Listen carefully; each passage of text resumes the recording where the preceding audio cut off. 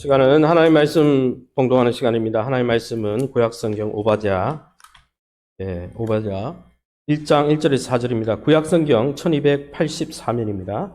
구약성경 1284면 오바댜 1장 1절에서 4절 말씀 보겠습니다. 1284면입니다. 찾으신 줄 알고 한 절씩 교독하겠습니다. 오바댜의 묵시라. 주 여호와께서 에돔에 대하여 이와 같이 말씀하시니라. 우리가 여호와께로 말미암아 소식을 들었나니 또 사자가 나라들 가운데 보내심을 받고 이르기를 너희는 일어날지어다. 우리가 일어나서 그와 싸우자 하는 것이니라. 보라, 내가 너를 나라들 가운데 매우 작게 하였으므로 내가 크게 멸시를 받느니라. 너의 마음의 교만이 너를 속였도다. 바위 틈에 거주하며 높은 곳에 사는 자여, 내가 마음에 이르기를 누가 능히 나를 땅에 끌어내리겠느냐 하니 내가 독수리처럼 높이 오르며 별 사이에 깃들일지라도 내가 거기에서 너를 끌어내리리라. 여호와의 말씀이니라. 아멘. 옆 사람 축복합니다. 하나님이 나를 사랑하신 그 사랑으로 나도 나를 사랑하기로 결정합니다. 하나님이 나를 사랑하신 그 사랑으로 나도 성도님을 사랑하기로 결정합니다. 아멘. 사랑은 의지의 표현입니다. 그죠? 사랑하기로 결정하셔야 됩니다. 하나님이 여러분을 사랑하시고 또 주변의 성도들을 사랑하시니 서로 받으시기를 예수님 이름으로 축원합니다. 오늘 본문에 갑자기 우리가 요한복음을 설교하다가 왜 오바댜로 갔냐? 제가 요한복음을 한 40회, 한 8장까지 걸쳐서 40회 정도를 설교했는데, 제가 이 앞으로 하나복, 하나님 나라의 복음이라는 1:1 양육사역을 내년에 아주 주도적으로 할 텐데, 내년에 좀 이 본문과 그 본문이 매칭이 잘 되기 때문에 그때 좀 했으면 하는 마음도 있고, 제가 한 40편 요한복음을 계속 비슷한 주제로 하다 보니까 저도 약간 매너리즘에 빠지고 듣는 성도님들도 비슷하니까 주제가, 그죠? 좀 매너리즘에 빠지겠다 그런 생각이 들었어요. 그래서 제가 이제 앞으로 오바댜, 왜 오바댜를 정했냐면 매일 성경이 오바댜였습니다, 이번 주에. 그리고 다음 주부터 욥기입니다. 그래서 제가 오바댜 욥기를 여러분이 큐티를 하고 있는 본문을 가지고 좀 말씀을 함께 나누기 원합니다. 오늘 말씀의 제목은 교만, 패망의 선봉인데요. 이게 핵심 단어인데 너무 세잖아요, 그죠? 부정적인 메시지가 너무 세서 밑에 긍정적인 메시지로 기도하다가 좀 바꿔봤어요. 한번 따라합시다. 지속적인 풍성함과 지속적인 존경을 받으려면, 그런 제목으로 말씀을 함께 나누기 원합니다. 이 오바댜서는 뭐에 관계된 거냐면 에서의 후예인 에돔 백성들이, 에서의 형제가 누굽니까? 야곱이죠. 야곱의 이스라엘 12지파죠. 12지파 중에 남유다, 북이스라엘은 이미 멸망했고 남유대가 바벨론에 의해서 예루살렘 성전이 부서지고 성전에 있던 제사장도 끌려가고 이렇게 할 때 누가 박수를 쳤냐면은 옆에서 에서의 후예들이, 자기 형제가 죽고 있는데 박수치고 막 거기에 있는 것들을 뺏어가고 오히려 포로를 내주고, 그것 때문에 에돔이 어떻게 하나님 앞에 심판을 받는지에 대해서 설명하는 본문이 이 오바댜는 딱 한 장인데 거기에 대한 본문이 바로 이 오바댜입니다. 이 본문을 이걸 한번 보시죠.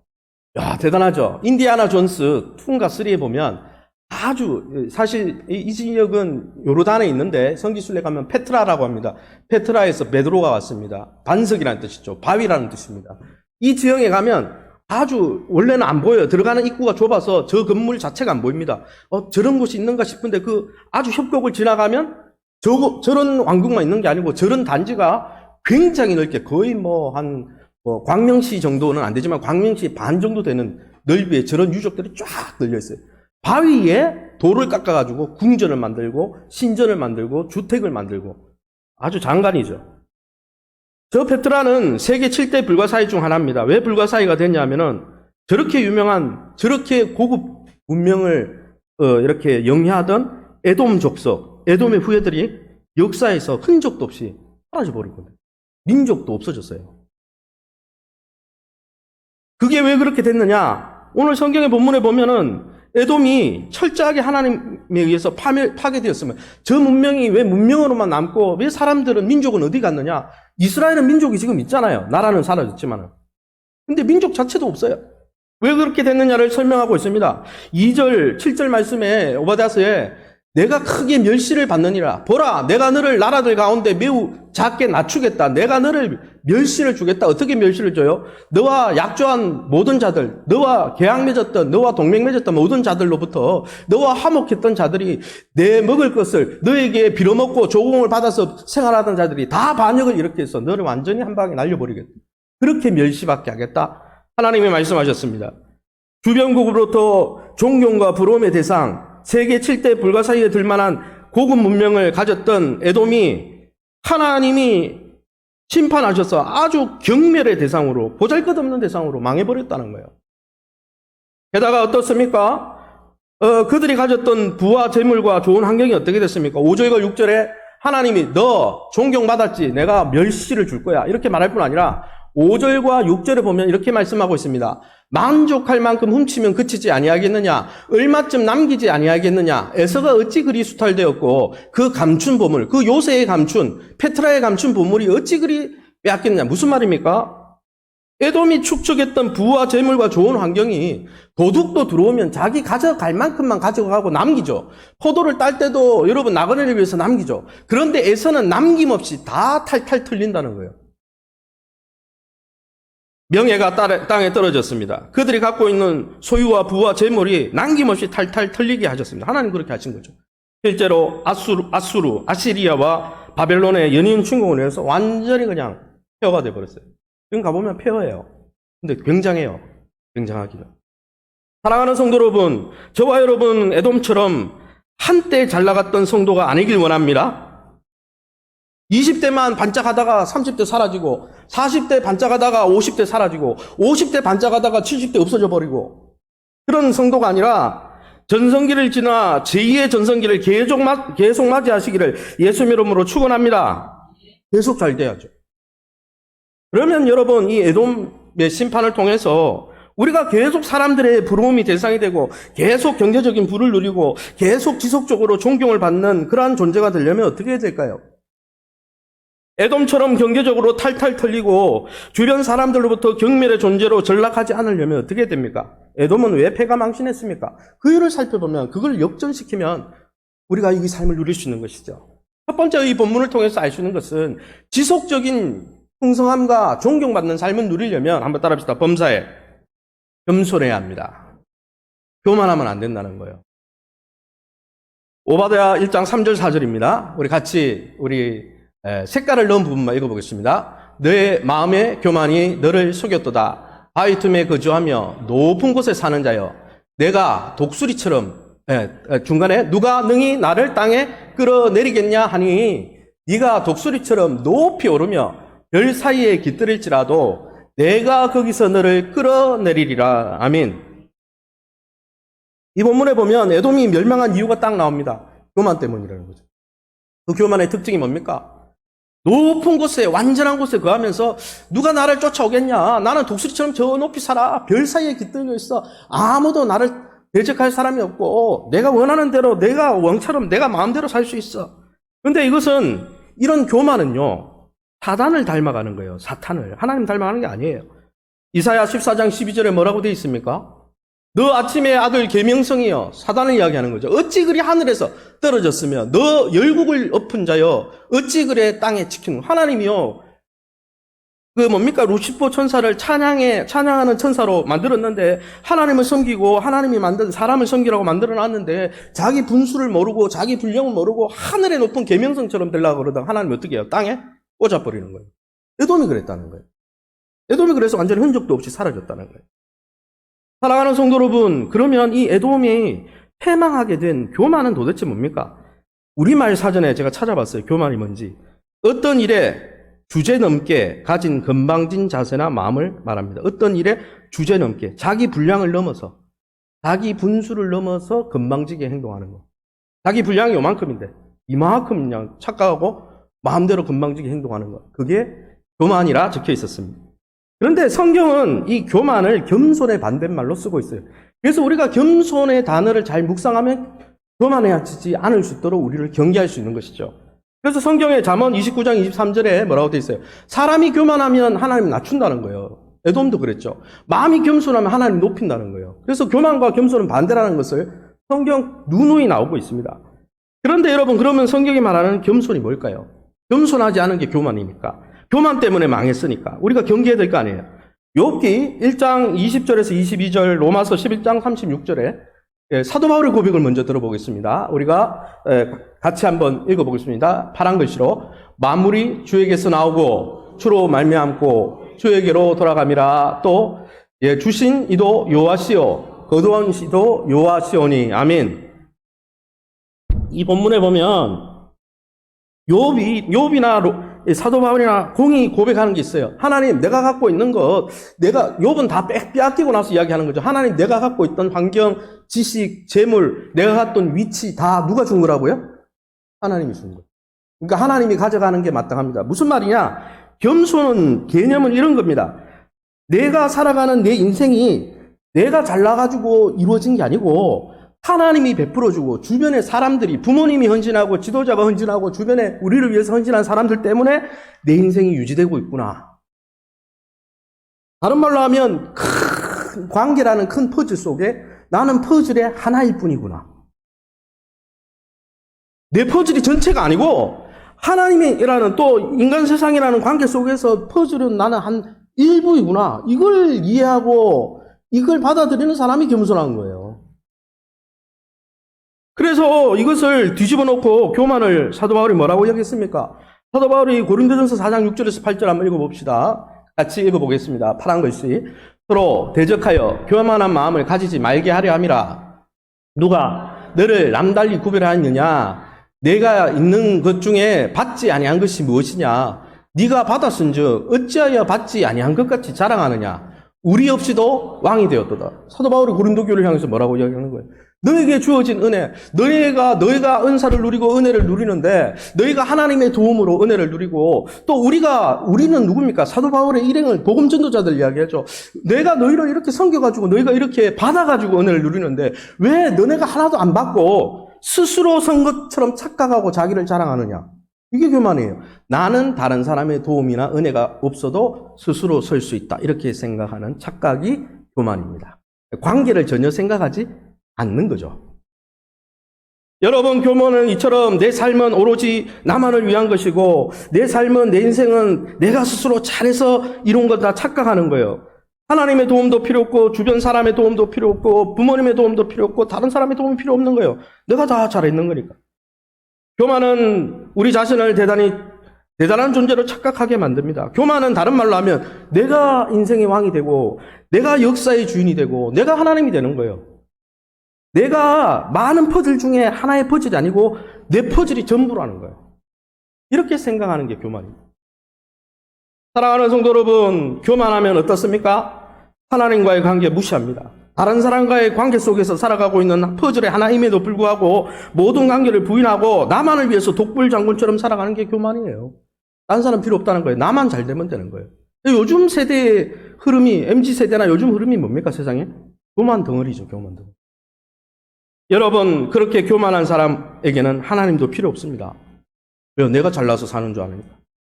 이웃도 필요 없어요. 옆에 있는 성도님도 필요 없어요. 옆에 있는 지도자도 필요 없어요. 형제도 필요 없어요. 나 자신만 있으면 되니까. 그들에게는 하나님도 이웃도 별로 의미가 없는 거예요. 어제의 친구도 오늘 내 마음에 안 들면 적으로 돌릴 수 있는 거예요. 왜요? 내 마음에 안 들면 그럴 수 있는 거예요. 그게 교만이라는 거예요. 그러나 사실 여러분, 우리 인생은 좋은 관계에 우리 인생의 생명이 있는 거예요. 여러분, 상담학자들이 뭐런 이야기인지 아세요? 잘 사십니까, 요즘? 성도님 잘 사세요? 많은 사람들이 착각하는, 잘 사세요 하니까 나는 삼성 어디에 살아요? 뭐 어디 살아요? 연봉이 얼마예요? 그거는 돈 많은 사람이에요. 잘 사는 게 잘 살다예요. 한글 찾아보세요. 관계가 좋다는 뜻이에요. 여러분, 관계란 나를 알고 내가 큰 퍼즐 중에 요만한 부분이라는 걸 알고 상대를 알고 그 가치를 알고 있다는 뜻입니다. 정말 제대로 상대방의 가치와 내 가치를 제대로 알고 그 건강한 관계 안에 생명이 있는 거고 건강한 관계 안에 행복이 있는 거예요. 하나님은 예수님이 화목제물로 왜 오셨습니까? 하나님과 우리 사이의 관계, 그 큰 그림 안에 있는 왜곡된 관계를 회복시키고 이방인과 유대인 사이에 큰 벽이 있기 때문에 화목하지 못하기 때문에 그 벽을 무너뜨려서 관계 안에서 좋은 관계를 누리라고 잘 살라고 우리한테 오신 거예요, 예수님이. 할렐루야. 사실 이 교만한 에돔 백성들은 자기가 어떤 존재인지 제대로 몰랐어요. 큰 그림 중에 퍼즐 하나 조각일 뿐임을 몰랐어요. 그래서 하나님과 형제 이스라엘이 자기에게 얼마나 소중한 존재인지도 몰랐어요. 마구돼 있어요. 아무데나. 그러나 여러분, 우리가 관계에 대해서 어떻게 생각하든 간에, 어떻게 반응하든 간에 하나님은 우리를 관계 안에 살도록 지으셨습니다. 하나님의 형상대로 지었는데 하나님의 형상이 뭐예요? 성부, 성자, 성령께서 성부, 성자, 성령이 이름만 바뀌어가지고 역사하는 그런 분이 아니에요. 성부 따로, 성자 따로, 성령 따로 계신데 그분들이 완전히 하나라는 거예요. 다 같은 하나님이지만 성부 하나님께 성자가 어떻게 해요? 순종하시고 성령 하나님께 성부가 어떻게 하시고요? 순종하셔서 그 관계, 좋은 관계를 맺는 게 그게 하나님의 형상이에요. 사랑하는 성도 여러분, 그러기에 우리가 구원받고 회복해야 될 것은 하나님의 형상을 회복해야 되는데 그 형상은 관계 지능을 회복해야 된다는 거예요. 우리가 관계 안에서 지원받았다는 걸 이거를 인지 못하면 독불장군되다가 교만하다가 그냥 역사의 뒤안길로 사라진다는 거예요. 사랑하는 성도 여러분, 오늘날 누가 영적 에돔이겠습니까? 관계를 그게 하나님의 관계든 이웃과의 관계든 성도와의 관계든 지도자와의 관계든 부모와의 관계든 관계를 고려하지 않고 그것을 다 무시하고 내 몫만 챙기고 내 인생만 챙기고 나만 잘 되면 돼 이렇게 살아가는 사람이 영적 에돔입니다. 형제와 내가 운명 공동체의 관계 속에 있다는 것을 모르는 사람이 여러분 에돔인 거예요. 사랑하는 성도 여러분, 그러기에 관계성을 다 무시하고 나만 높이면서 나를 위해서 살아가는 그 교만을 경계하시고 겸손을 지향하시기 바랍니다. 하나님이 지으신 허락하신 관계 속에서 그 관계 안에 한 퍼즐의 일부분인 나를 인식하고 인정하고 하나님과의 관계뿐 아니라 주변의 관계를 존중하면서 건강한 관계 속에서 정말 잘 살면서 하나님이 주시는 삶의 풍성함과 존경을 받으시기를 예수 이름으로 축원합니다. 그러면 여러분 이렇게 지속적으로 풍성함과 존경을 받으려면 그러면 구체적으로 관계를 인식하고 살아야 우리가 행복할 수 있구나. 하나님의 은혜를 계속 누릴 수 있구나. 그러면 어디에서 어떤 관계를 우리가 잘 인식하고 살아야 되고 두 번째는 지속적인 풍성함과 존경받는 삶을 누리려면 먼저 세우신 인간관계 또 특별한 관계가 있죠. 부모님은 우리보다 한 세대 먼저 살았죠. 우리도 늙어가죠. 우리도 부모가 되죠. 그러나 여러분 부모님은 부모님인 거예요. 할렐루야. 무슨 말이냐면 부모님이라는 위치가 따로 있다는 거예요. 수평적인 관계가 아니라는 거예요. 지도자는 지도자인 거예요. 할렐루야. 남편은 남편인 거예요. 할렐루야. 남자나 여자나 똑같은 남녀는 평등하지만 결혼하면 질서가 생긴다니까요.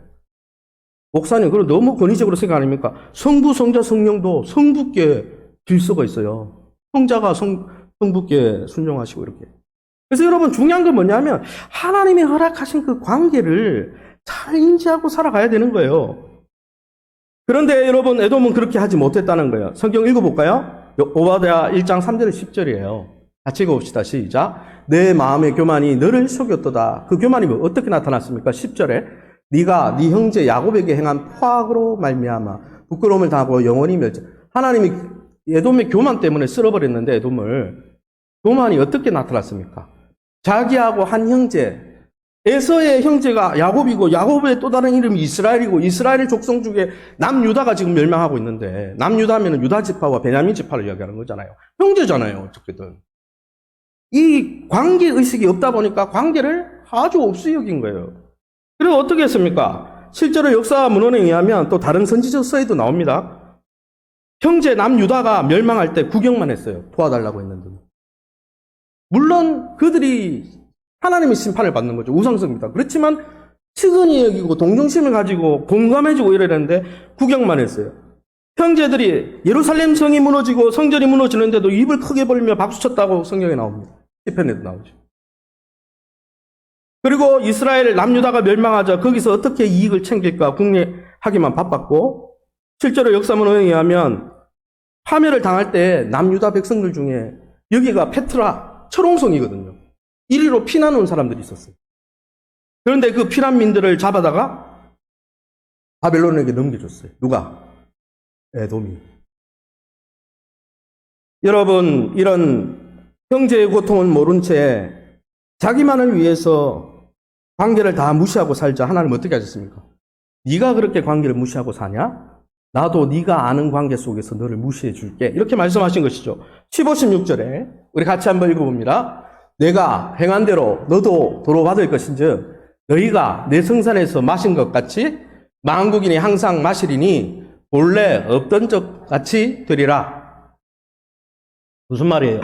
내 성산 예루살렘 성전이 무너질 때 거기서 기쁨의 잔을 마시고 너무 좋다 그랬으니까 만국인이 열방이 다 너한테 와서 너를 마실 건데 흔적도 없이 사라질 거다. 굉장히 무서운 표현이잖아요. 사랑하는 성도 여러분, 실제 이 예언대로 역사적으로 에돔이라는 나라는 아까 페트라 유적지만 남고 민족까지 사라지고 말았어요. 왜요? 하나님이 주신 관계를 무시했기 때문에. 여러분, 구원받아서 성화되는 성령의 9가지 일매가 뭡니까? 다 관계 지능 아니에요? 관계에 대한 이야기 아니에요? 사랑과 희락과 화평과 오래 참음과 다 관계 이야기지 뭐. 그래서 여러분, 우리가 하나님을 닮아가고 하나님을 제대로 섬기면, 하나님과의 관계가 좋으면 우리가 만나는 지도자와 우리가 만나는 부모님과 우리가 만나는 남편과 우리가 만나는 가족들과 관계가 좋을 수밖에 없는 거예요. 관계가 안 좋으면 하나님과의 관계도 뭐가 안 좋은 거예요. 착각하면 안 돼요. 기도는 오래 다녔는데 내가 남편하고 관계가 안 좋다. 하나님과 관계가 안 좋은 거예요. 성경은 그렇게 이야기하는 거예요. 그것이 어디 나옵니까? 베드로전서 2장 17절입니다.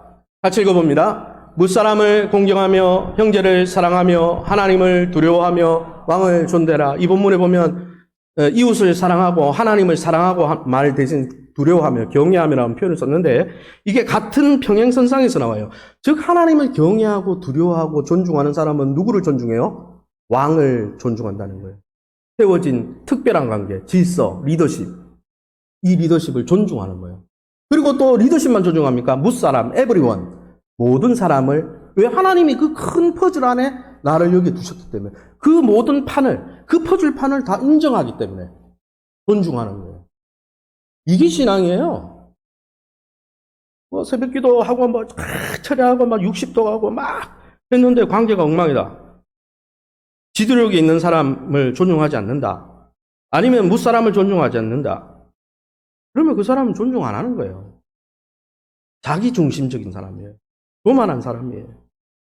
여러분, 하나님의 나라는 하나님이 세우신 관계를 존중하는 나라입니다. 할렐루야.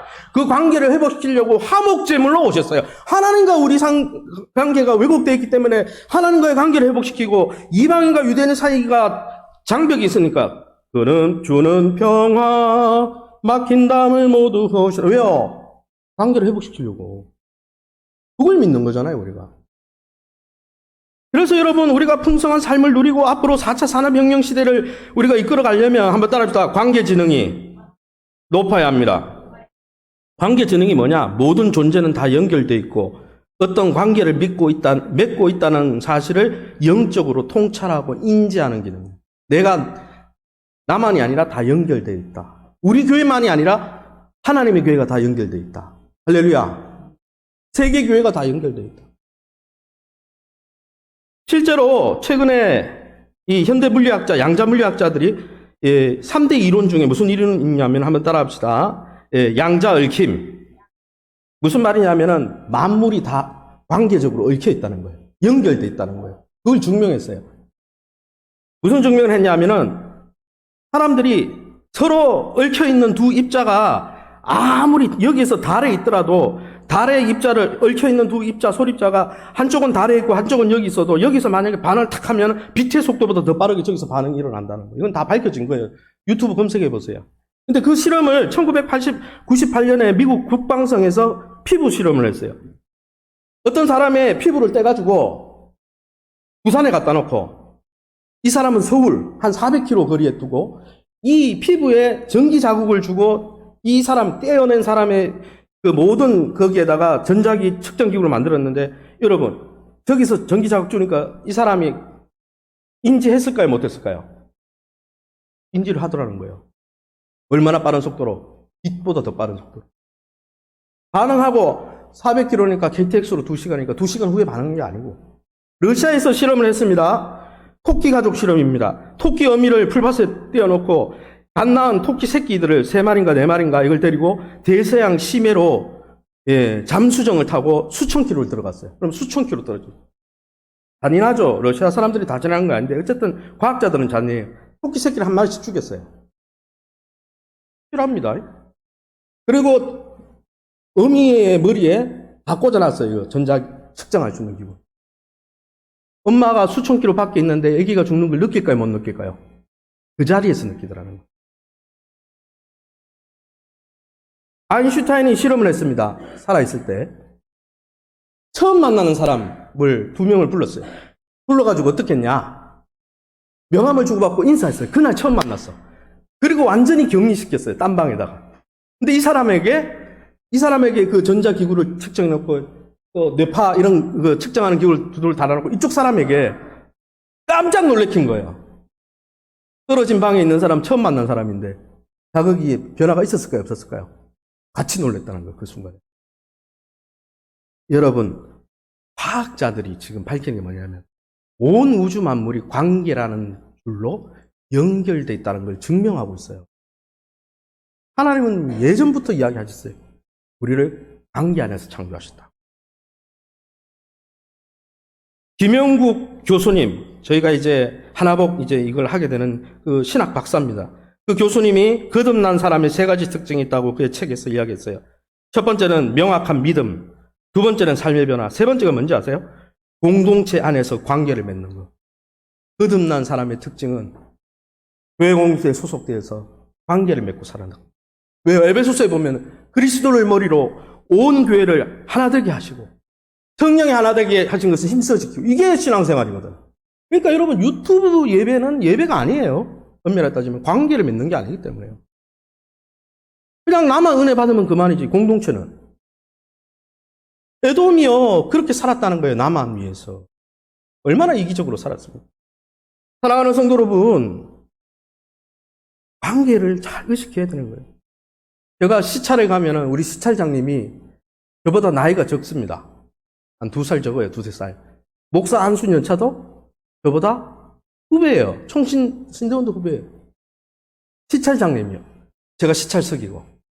제가 존중할까요? 막대할까요? 거기도 담임 목사, 여기 담임 목사. 근데 거기보다 우리 교회가 그래도 좀 특실하거든요. 그러면 내가 조금 더 좋은 교회 있는데, 목동에 있는 교회 있는데 내가 막 무시할까요? 시찰장님이니까 존중할까요? 그런 관계를 존중하는 거예요. 노예 가면 노예장님이 나보다 나이 적을 때도 있어요. 예를 들어가지고. 학력이 떨어질 때도 있어요. 그러나 그런 것으로 무시 안 합니다. 노예장님이니까 존중하는 거지. 그게 하나님 나라의 관계예요. 할렐루야. 여러분, 사랑하는 성도 여러분, 하나님이 우리에게 허락하신 관계들에 대해서 어떻게 반응하고 있습니까?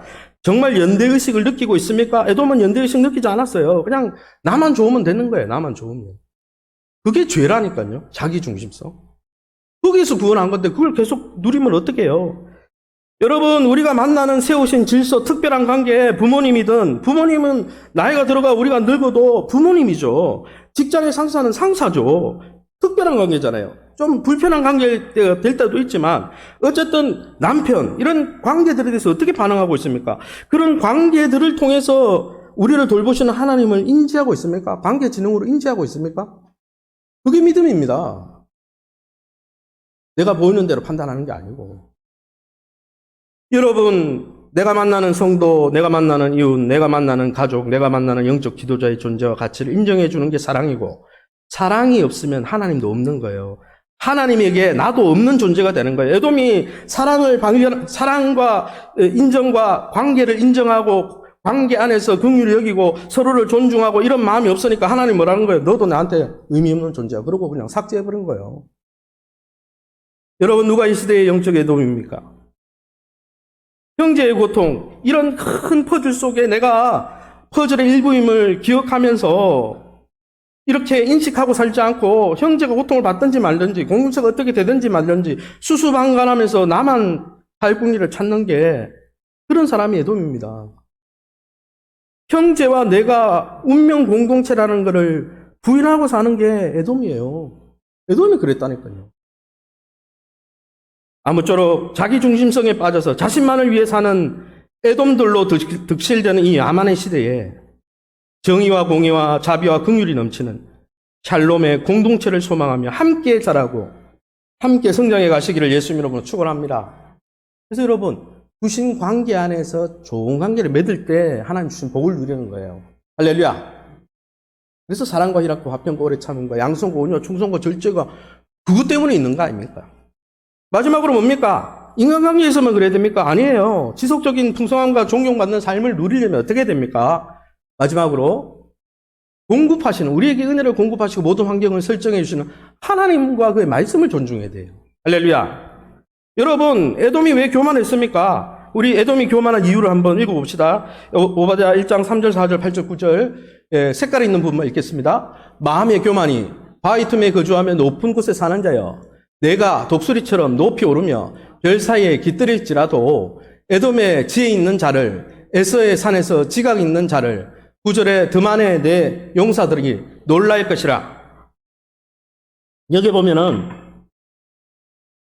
에돔이 교만한 이유가 나와요. 첫 번째 이유는 아까 보셨듯이, 그림에서, 사진에서 보셨듯이 바위 틈에 거주하며 높은 산에 거주하며, 여러분 사해 남쪽 산악지대 세일산에 에돔이 거주했습니다. 그리고 나중에 여행 가보시면 입구를 찾을 수가 없어요. 가이드가 없으면. 그런 아주 암벽 덩어리에 집을 짓고 살았거든요. 그러니까 이거 완전히 철옹성인 거예요. 그래서 하나님이 주신 이 환경, 하나님이 주신 환경만 믿고 하나님 두려워하지 않았던 거예요. 자기가 세운 그 페트라라는 요새가 진정한 요새이신 하나님을 잊게 만들었다는 거예요. 자기가 자랑하던 그 환경이 하나님 잊게 만들었다는 거예요. 근데 환경은 누가 줬는데? 하나님이 준 거 아닙니까? 게다가 그들은 왜 교만했습니까? 8절에 왜 에돔에서 지혜 있는 자를 멸한다고 합니까? 에서의 산에서 왜 지각 있는 자들? 여러분, 이제 앞으로 욥기를 들어가시겠지만은 대만 사람 엘리바스가 여러분 이 에돔 사람입니다. 대만이라는 저 구절의 드만이 대만인데, 아브라함 시대 때부터, 고대 근동 때부터 에돔 사람은 지혜자로 유명했습니다. 그들이 여러분 하나님이 주신 지식과 지혜, 하나님이 줬는데 그 하나님이 주신 인간적인 지식과 지혜만 의지하고 하나님 안 찾은 거예요. 그리고 구절에 나오는 대로 에돔 사람들은 군사가 용맹했는데 자기가 갖고 있는 군사력, 철옹성과 같은 요새, 자기의 지혜만 의지하고, 그 지혜도 누가 줬습니까? 군사력은 누가 줬습니까? 그 요새는 누가 줬습니까? 다 하나님이 준 거지. 그런데 교만은 그걸 다 인정하지 않는 거잖아요. 내가 잘나서 받은 거 없다. 내가 잘나서 그런 거야. 그러니까 어떻게 돼요? 그런 환경 자라다가 그 난공불락의 요새를 자랑하다가 그 요새 안에 갇혀서 자기가 얼마나 하나님이 돕지 않으면 취약하고 연약한 존재인지를 잊고 살다가 그 요새 때문에 망했다는 거예요. 그러게 여러분, 이런 교만은 하나님과의 관계 안에서 자기 위치를 제대로 이해하지 못하게 만듭니다. 하나님은 이런 교만한 자를 반드시 낮춥니다. 끌어내려버려요. 그냥. 그러니까 우리가 두려워해야 되는 거예요. 여러분, 하나님의 말씀을 두려워하지 않는 에돔을 심판하시고 교만을 꺾으시고 자기와 언약 맺었던 사람들에게 배신당하게 하시고, 여러분, 에돔에게 아무리 강하고 견고한 페트라 요새가 있었지만 하나님은 그들을 심판하셨습니다. 여러분, 우리에게 환경적인 장점, 은사적인 장점, 능력의 장점, 또 많은 재산과 재물, 사람들과의 관계, 세상에서 받은 학식과 학력, 여러 가지 힘이 있겠지만 하나님이 심판하기로 작정하시면 그런 건 아무 소용이 없습니다. 이제 말씀을 정리할까 합니다. 여러분, 이 세상에서 그 아무것도 하나님의 심판을 막을 수 없습니다.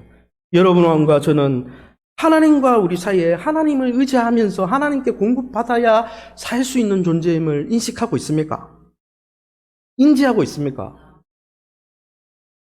아니면 에돔처럼 내 머리만, 하나님이 주셨는데도 내 환경만 의지하면서 하나님을 멀리하고 있습니까?